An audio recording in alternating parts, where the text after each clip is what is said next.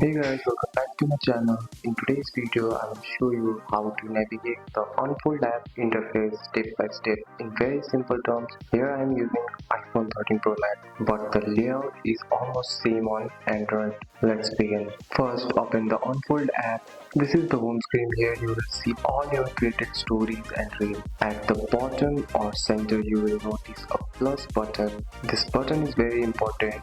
It's used to create a new story, or at the top of the screen you may see your profile icon, setting or account option.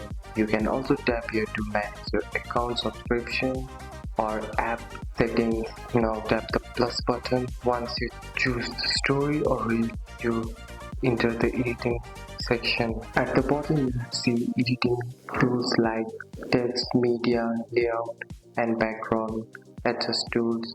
Just tap any tool to use it. Unfold may ready-made templates also. Scroll left, right to browse them. Tap once to select a template and start editing. Some templates are free and some may require a premium plan. When you are done editing, look at the top right corner, tap the download or share icon, and that's it. That's all for today's video guys. If you found this video helpful, drop a like and subscribe for more videos. Thanks for watching. See you in next one.